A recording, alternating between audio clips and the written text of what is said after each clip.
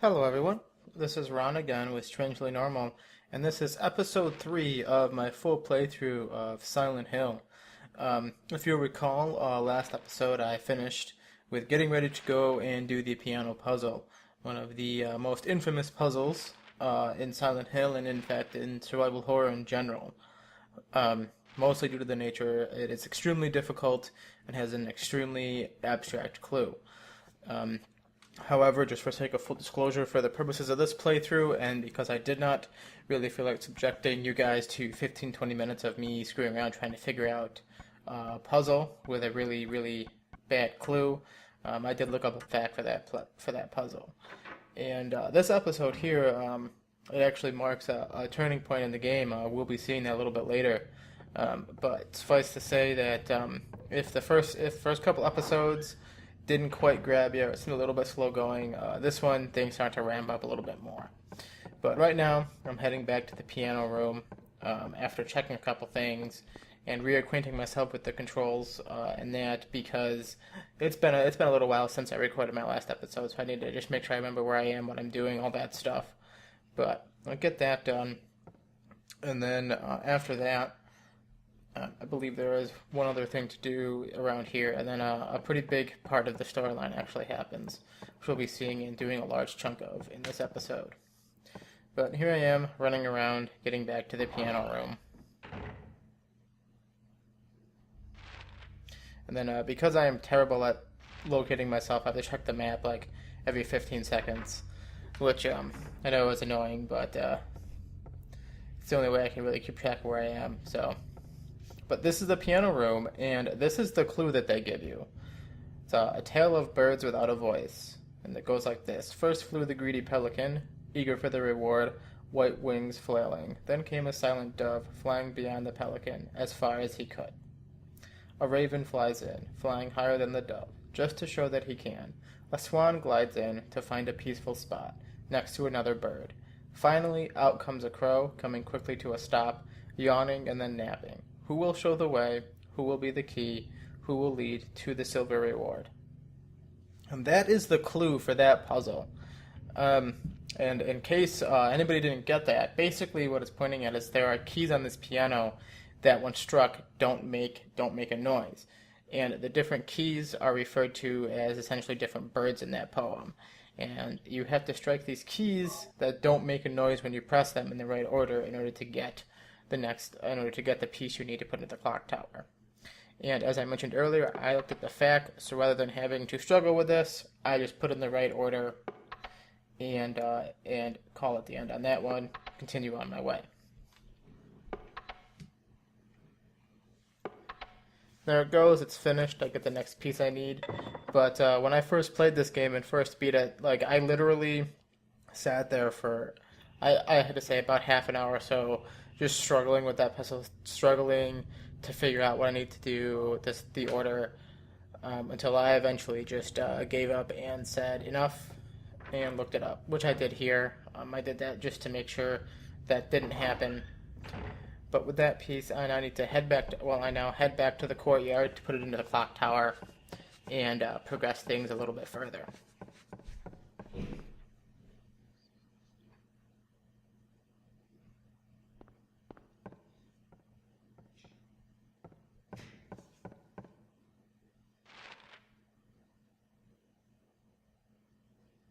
And here, just heading back to the courtyard, checking my map like I do quite frequently.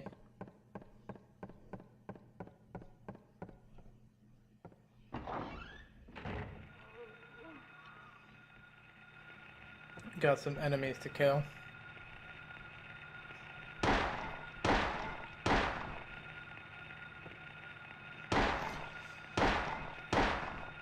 Yeah, definitely like how Harry Mason just quite calm when just shooting monsters that have shown up.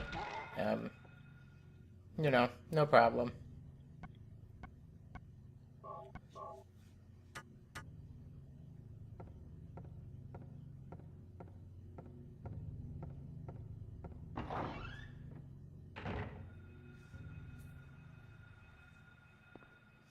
Then I get out here and I looked around a little bit because my radio is going off and I need to know where the enemy is. But So I do this.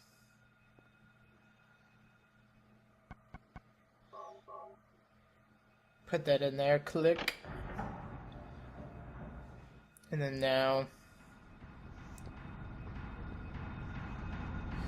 the next part of this happens.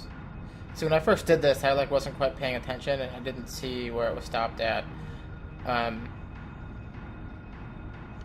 And I was also a little bit confused because I didn't remember the clue for the time of 5 o'clock, and so I had to go and check that clue in order to just make sure I knew what I was doing. So I run over here and I check that.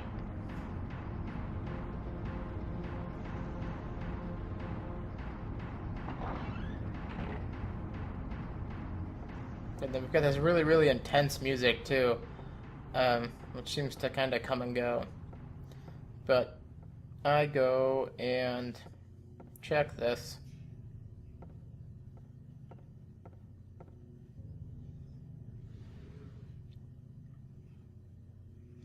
And that's the clue. A little bit confused at first, but I eventually figure out that I need to go down to the boiler room and press a button, which after some fiddling around looking at maps, I do.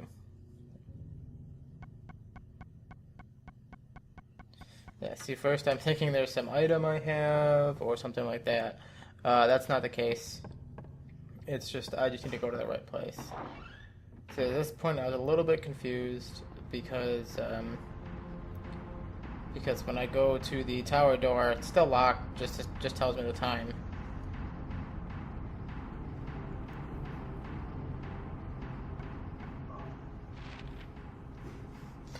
So at this point, checking my map, like I do every 15 seconds, and I realize I haven't been to the boiler room yet.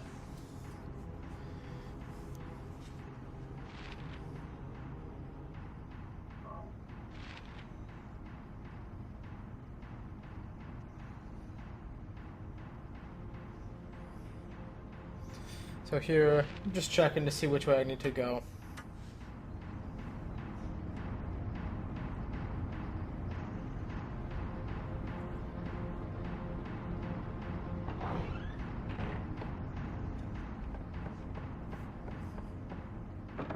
But unfortunately, I forgot to unlock those doors, so I have to go the long way around. Yeah, that's part of the fun of survival horror games sometimes.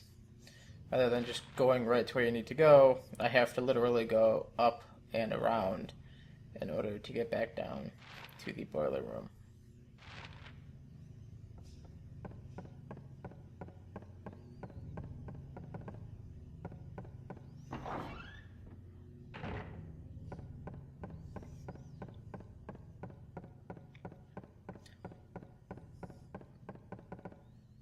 Of course, I wonder, look at what, just what exactly would be going through Harry's head right now, because I mean, yes, he's looking for his daughter, but he's running around solving these really weird ass puzzles, like, is he's just oh man, what did I do in a past life? Who did I piss off to get stuck in this situation? But I mean, could you imagine being this guy? He's just oh, I'm gonna wander around to this dark elementary school that is that has no actual people in it, just these children monsters, and solve these puzzles. Now, see here, I'm looking for an enemy because I'm hearing the radio noise. This is actually right here. This is kind of interesting because there's that little noise right there that ghost guy makes. I was not expecting it, and that actually made me jump while I was playing it, and it just kind of comes out of nowhere, and that's an enemy that doesn't do anything, and it's kind of like a little bit of a teaser of how this game can screw with you a little bit, and just kind of mess with how you think things should work.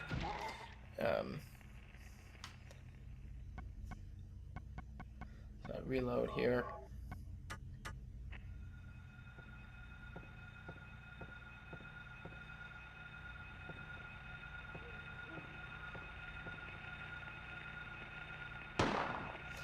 Yeah, see, right now I'm trying to figure out how to tackle both of these guys at once.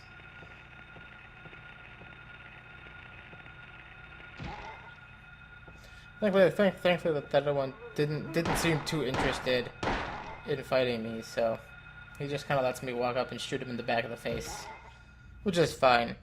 Um, it's always nice when an enemy is happy to oblige me, just more or less randomly killing them. But also, what I do here, these doors that I did unlock, I go and unlock them because I just in case I need to go back through them, it'll make my return journey a little bit easier.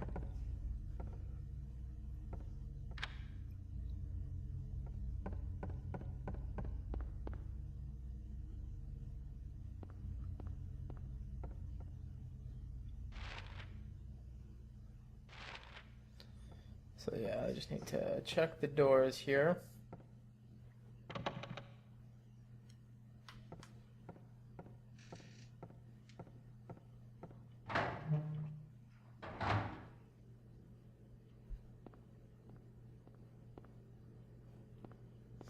And then basically in here, I have to push that switch. I don't initially just because I want to explore the room and see what's in it a little bit.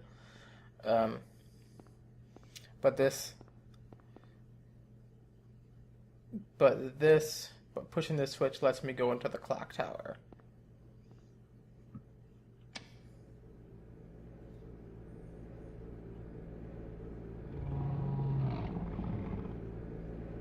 Oh, that's an odd noise. I didn't notice that when I was playing it. Like that's supposed to be it like turning on, but it sounds like a monster growling or something. But I do that. And then I decide I'm gonna head to the clock tower after looking around this room a little bit more.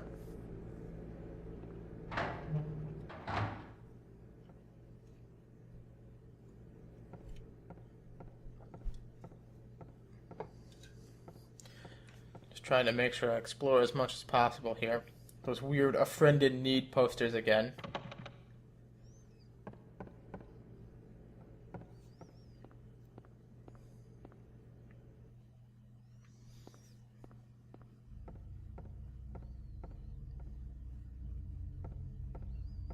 We have that ominous background music. It's very ominous.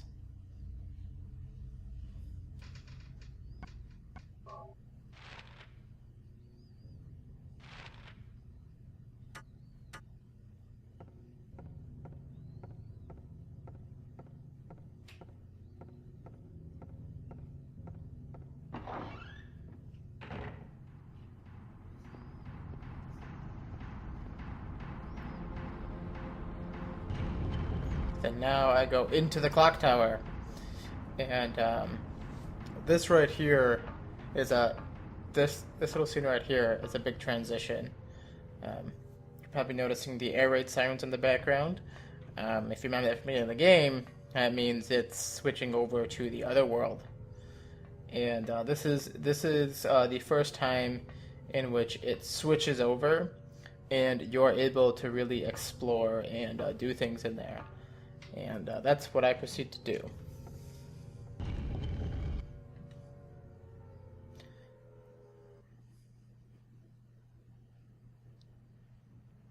It comes out here in this little cutscene.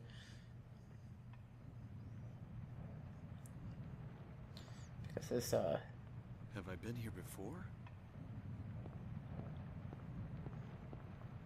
he's not quite sure what's going on because it certainly wasn't there in the regular one. I don't remember this being here before.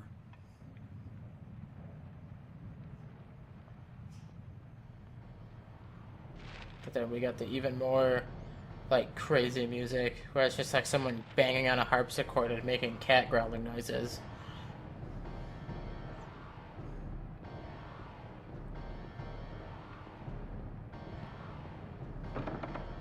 That door is locked.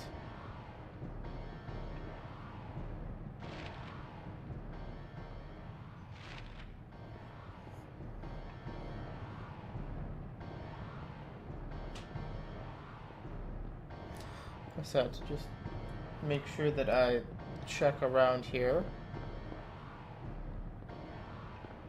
just in case. I don't think I actually find anything, but I just make sure I'm thorough while I check it.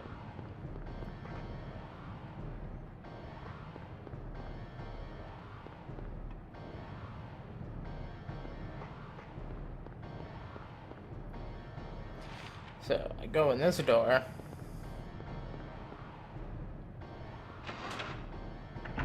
And it's entirely different. I am now completely in the other world, as this series refers to it. And it's kind of weird because your first time playing, this is the first time that you actually see the other world and you're exploring in it. And with that cutscene, it's kind of weird because this is also the first time that you're really sure, okay, I'm not in the same school that I was in earlier. This is someplace different. This is a different version of it or something. And it's weird just because it doesn't really seem to affect him too much. Now, I switch over to melee here because I was getting a little bit low on pistol rounds and I wanted to conserve a little bit. I don't think that lasts too long. But as we see here in Silent Hills, Otherworld, everything is just like, it's all like rusty, there's blood everywhere, like it's decayed, and it's actually like really neat, just because it's meant to be just this like twisted reflection of the normal world. And one of the really neat things about this game and about this series in general, at least for the first few, is how it handles these transitions. If you paid attention, there wasn't any just sort of like some animation or anything. It was, you went through a couple of rooms and then you were in the other world. And so like that transition actually feels so much like it feels so much more seamless, and it makes it even easier to like understand like why this character isn't too sure what's going on, because you're not too sure, because as far as you are concerned and you the player and the character are concerned, is you just went through a couple of rooms and wound up in this place, which is, as far as you can tell, some sort of weird, twisted version of the elementary school.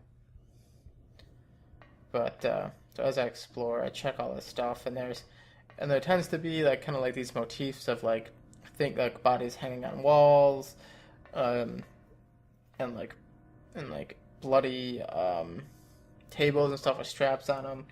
Now, I just got that rubber ball. That's going to be important later on. I'm going to need that in order to get a key. Yeah, we'll see that. It's really weird because it's just the kind of thing that just doesn't really make a whole lot of sense.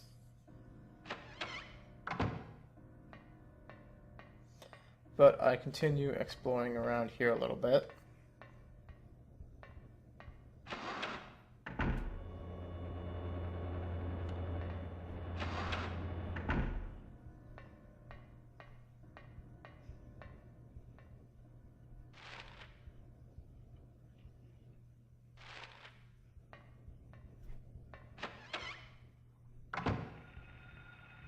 So now at this point, it's actually like a different version of what I was doing before. In the other world, it tends to be, they have different objects, and there are different areas you can go in. And also, as we can see, are different enemies. These cockroach things, I don't like these things. They really annoy me. And so I take these two out with melee, and then I think I don't really go too much farther with a melee route, just in general.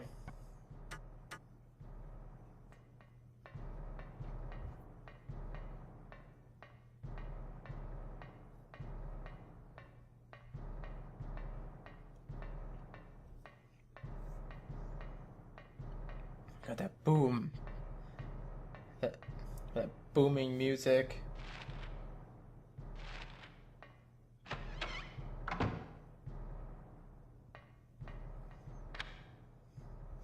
So yeah, I unlocked that.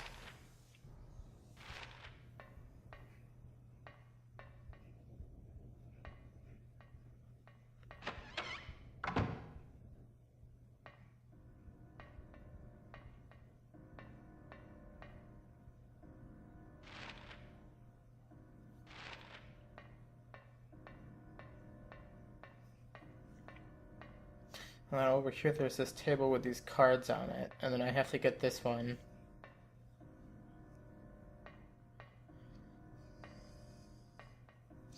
And then also here, you really have to hand it to Harry Mason, considering the fact that clearly in just this really twisted, dark version of things, he seems to be taking it pretty well, wandering around, beating stuff up. Yeah, I think it's right about here that I decide to abandon melee, because these guys just kind of gang up on me, and then a third one shows up. So it's kind of at that point where I just say, screw this, heal myself, and then I decide to equip my pistol.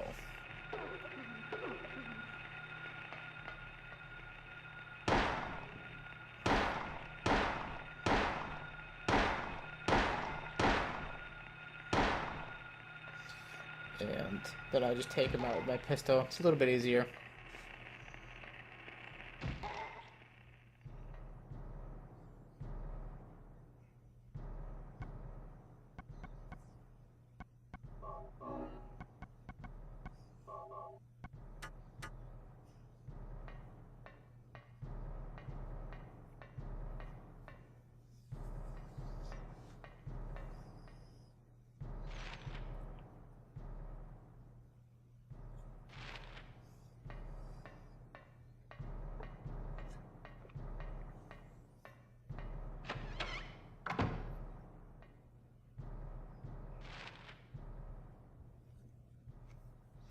Yeah, see, this is also one of the first times you see like a structural difference, because in the regular world there wasn't anything here, but here there's a locked door.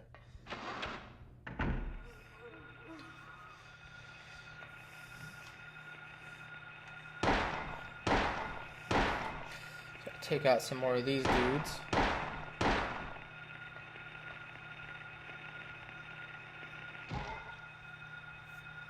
I'm trying to give him the boot, let him know who's in charge.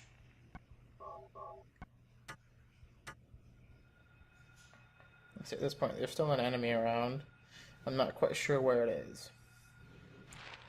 I decide rather than go nuts since I'm in the lobby, I need to make sure I do my exploration. And in here is where my save point is.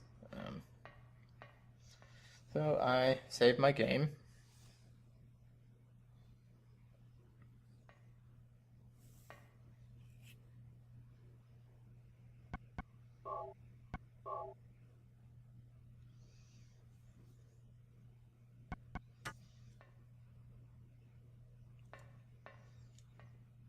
Pick up some more items and whatnot.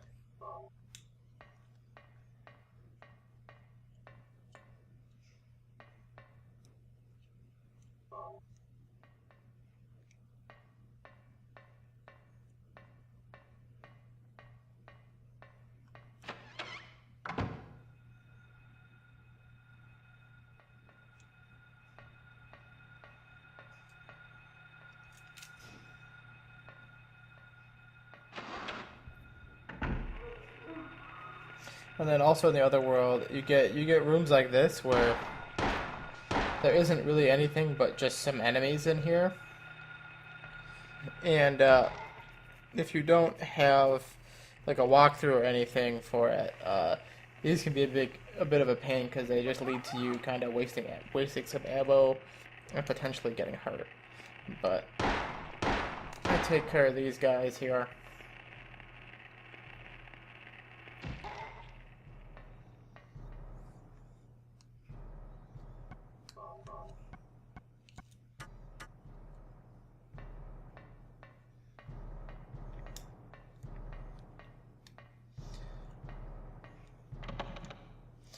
Then door, and then and then the front entrance. The lock is jammed. The door cannot be opened.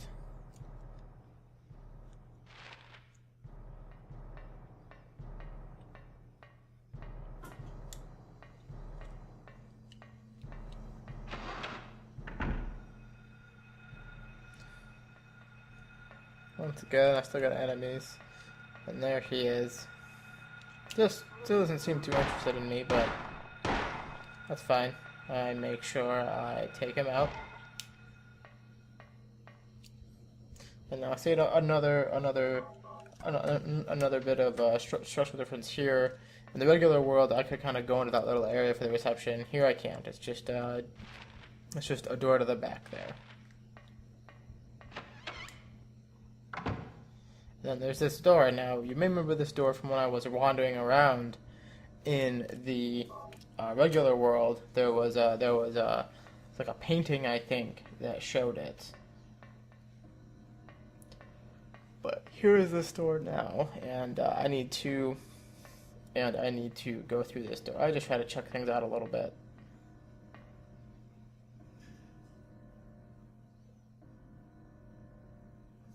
There's a slot here.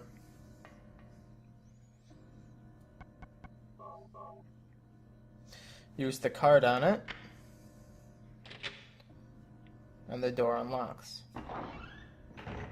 Now I'm here. I'm in this hallway here. There.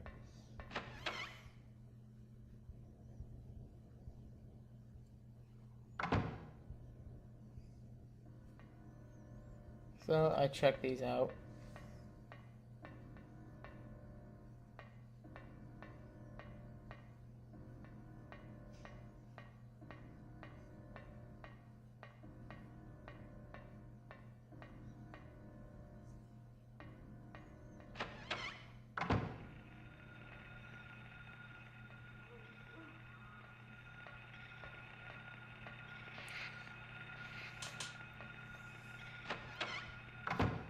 And then I go in here, and we've got some ammo, and that purple box there is something a little bit special.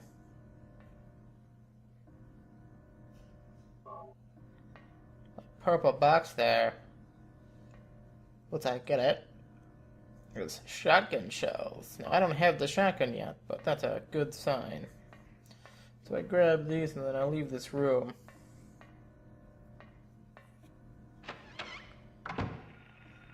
And then the door back is gone. There's just this grate here that I can't go past. And it's not showing the door on the map. It's just showing the two doors to the two bathrooms. This is a really good example and a good early example of how the game just kind of messes with you. Because like right here, I'm like, where's the door? There's no door. So eventually, I'm just like, well, maybe I missed something, or something in one of the other rooms. So I eventually head back into the bathroom after wandering around looking, seeing if there is any sort of alternative. So I head back in here. I look around a little bit. And I don't find anything at all. So I head back out. And there's the door. And also, there is now not any sort of grate in the hallway. That's one of the earlier and better examples of when the game just really kind of screws with you. Makes you think that you either need to do something or you're screwed up. And then this room here is different. It's a little cutscene here showing this hanging body. But most importantly here, there is this shotgun. And yeah, so I just give the shotgun a quick check. What's also kind of nice is the shotgun comes with 6 rounds in it. So the X-Head's going to reload it. I don't wind up going with it because I don't have a lot of ammo for it. I have more ammo for the handgun. But now I have the shotgun. That gives me a little bit more power to work with. I just kind of look around the room really quick and continue on my way.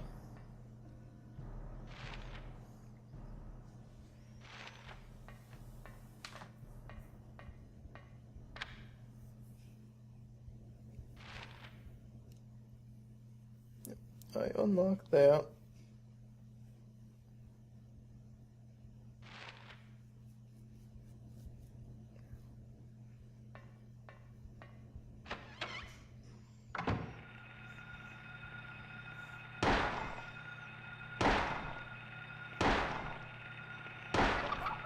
Yeah, see, there's some areas in here where they definitely give you a bit some a good amount of enemies, and and I think they're trying to kind of get you to avoid them. But I have a ton of ammo, and most of these areas are areas I wind up having to come back through anyway. So I generally just find it easier to just get rid of them and make sure that they're not going to be coming back.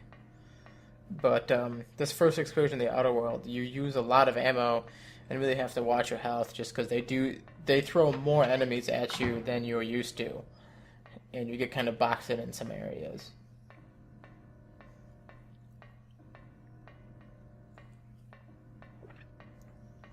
But they also tend to give you some ammo as well. So, and then here, oh, can't use the phone. So I continue searching around the room. Go to leave. And the phone rings. The phone that is not connected to anything. So Harry, being a weirdo and, I don't know, kind of a dumb person, picks up the phone. Daddy, help me. Daddy, where are you? Cheryl!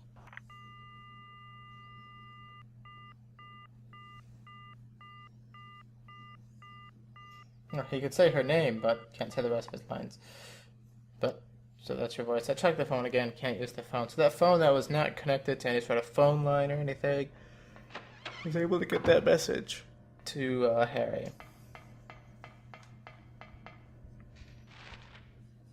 So yeah, I could run down this way, and oh, there's a grate in the hallway.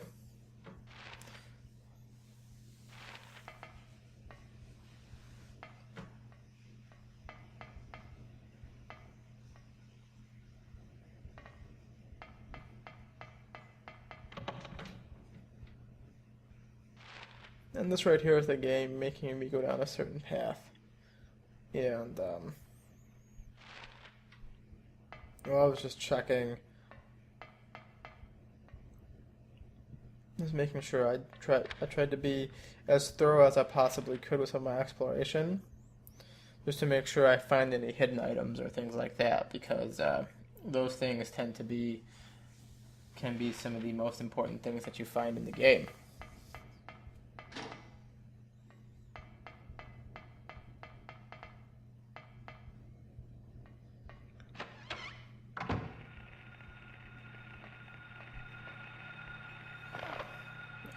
I hate these bug things just because they're fast and they can be difficult to see.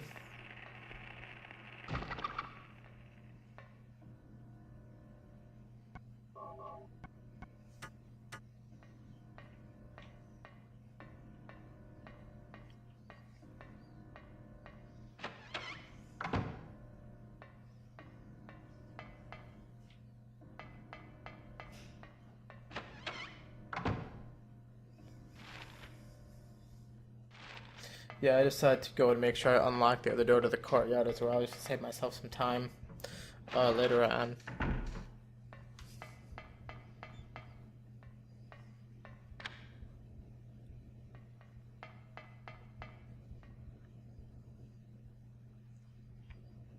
And I think I was checking something or making sure I knew what I was doing there.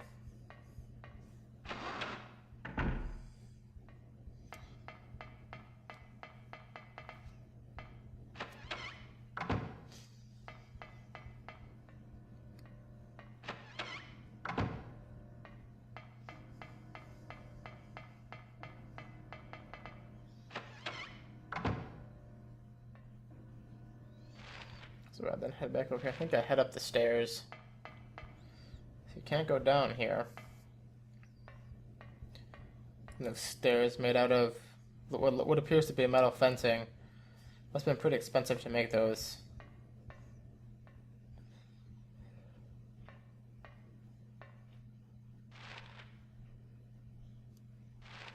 Now here I am up on the second floor. Yeah, see, I'm kind of hearing that noise. Don't know what it is.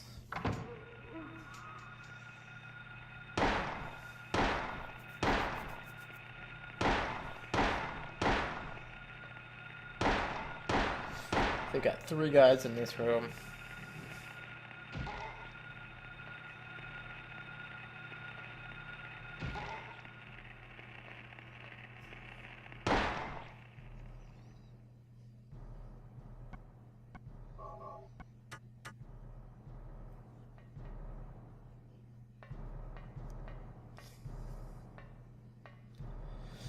Some more handgun bullets. Which is odd because they pitched me with 3 guys where I used about like 10 bullets and they give me 15. But I'm not complaining, I'll always take more.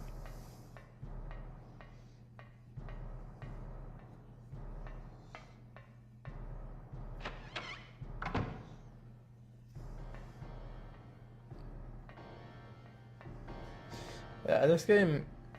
Yeah, see, I thought that was a bit of a ladder. It's not, it's just a bloody thing.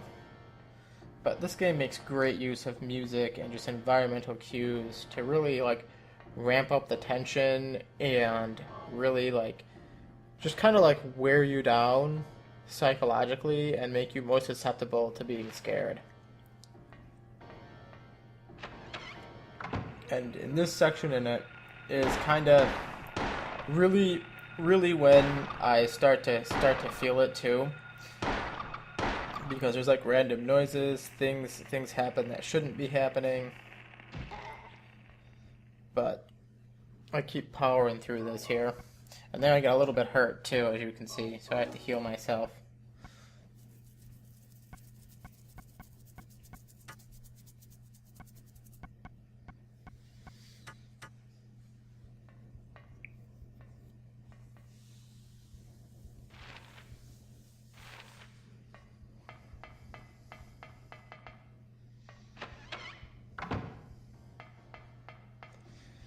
So I'm just heading around exploring here. And then also, what I would like to know, just doing this part while I'm kind of wandering around exploring, anyone who's watching this in the comments, post what your favorite Silent Hill game is. My personal favorite is Silent Hill 2, which I hope to get to someday. I feel it'll be most people's as well. But I think that'd be interesting to know is kind of what people think and which one they think is the best overall in terms of the series and in terms of gameplay.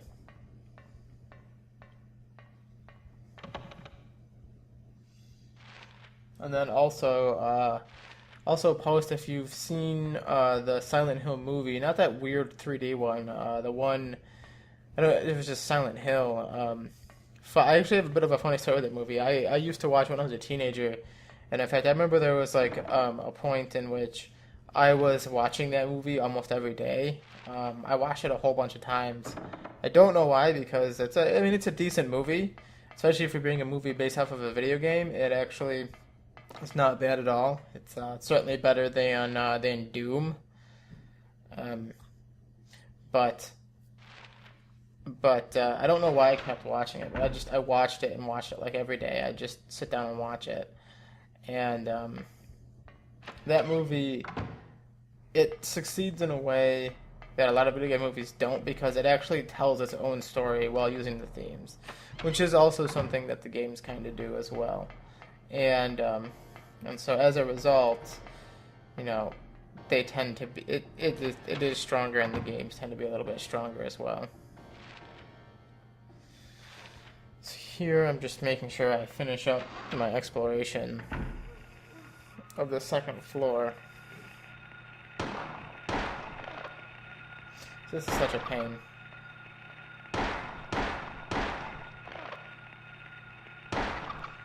So I had those 2 cockroaches and the other guy, and I had to make sure I killed them.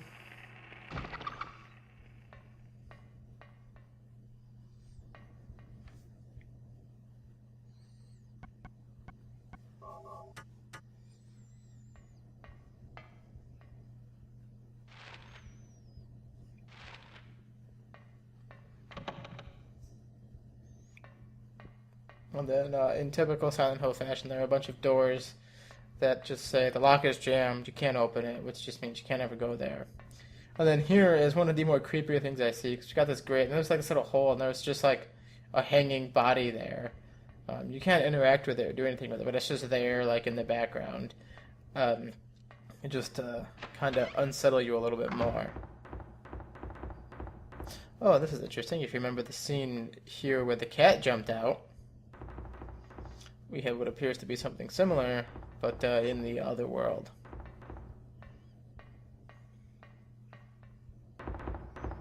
So I go over there again. Open it now.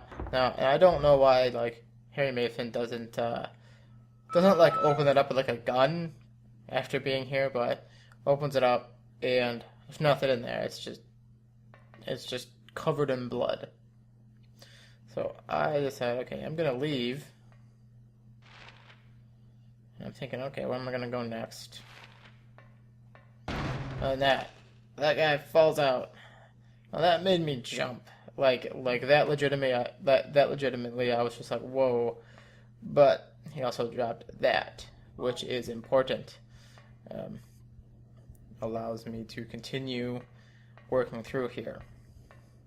But like I said, it's always the little touches like that just serve to kind of drive this game, make it like that. Because they could have either emulated it, or they could have very easily, had a monster come out or something like that. But instead, it's like, oh, there's nothing in that one, and then just a dead body falls out, and it doesn't attack you or anything. It's just a dead body that has a key that you need.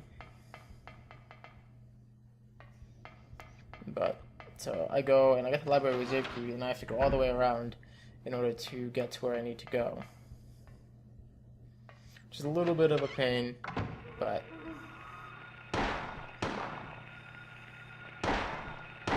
yeah, I think these guys, I actually wind up not bothering with them. I just knock down one and then leave. Probably may not be the best of choices, but it does save me some ammo.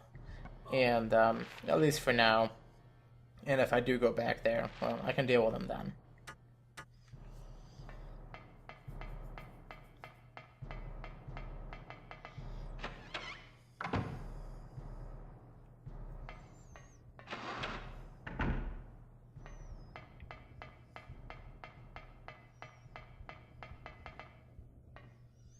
So now I go and I unlock this.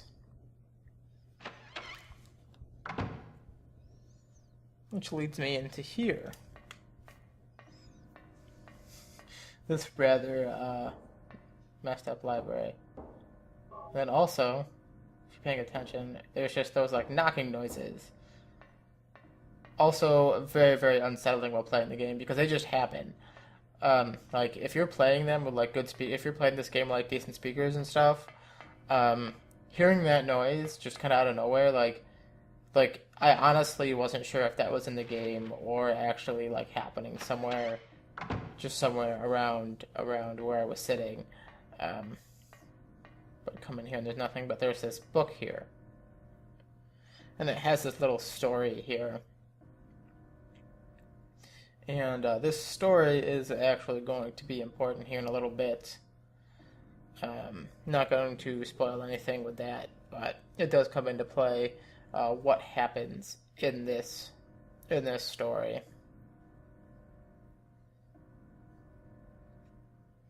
It's from an old fairy tale that he remembers reading as a kid, because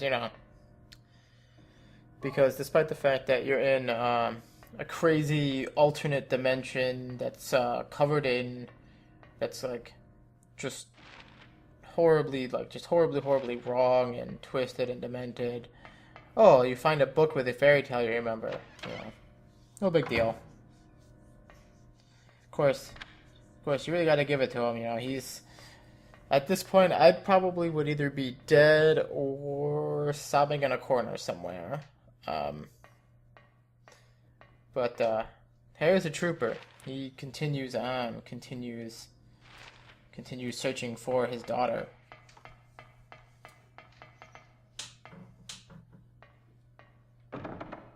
That door is locked.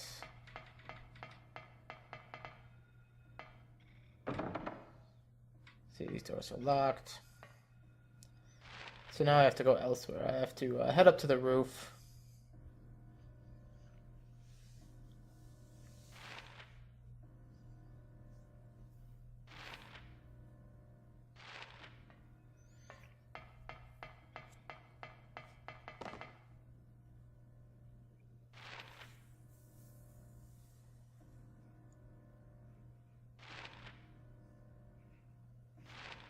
which, if you'll remember, in the regular world, regular version, whatever, couldn't go up to the roof.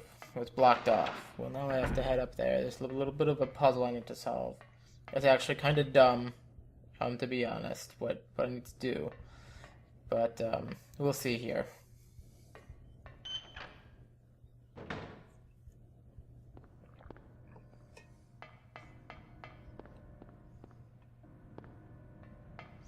So I am now up on the roof, and there's this drainage. There's this little drainage area here, and there's a key hanging just out of reach. Can't get it. Don't know why he can't grab possibly a small stick or something. Maybe fish it out. But oh, there's a water drainage valve up here. A drainage valve, yes. I say no because I want to explore a little bit. But I decided, I'll screw it. I need to get this key. So I turn it. This water comes out, which surprisingly enough looks pretty clean and clear to me. But oh, it's going down the wrong hole. It's not washing the key out. So then I go over to this hole. And nothing special. And what do I put in there? The rubber ball. It just fits right in there. I use that to plug up the hole. And now I pour the water out.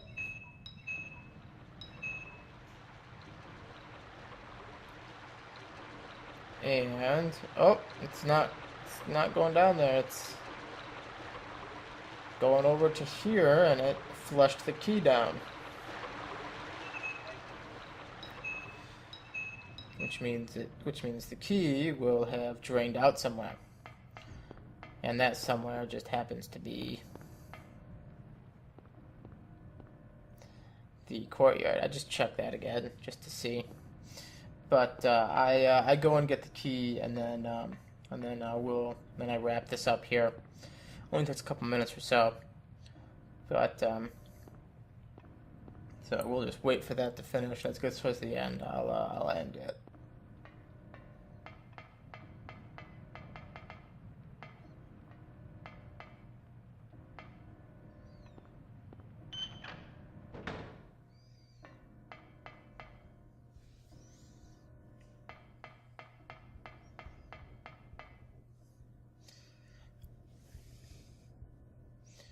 Yeah, kind of one of the more baffling things that you have to do. Just because it's like, oh, the key goes down the drain into the courtyard. But it's a PlayStation 1 survival horror game. What do you expect? I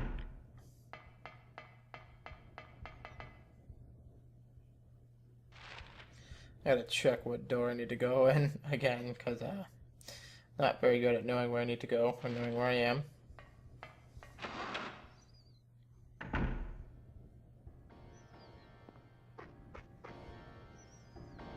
And then, oh, there's the key in the drainage area.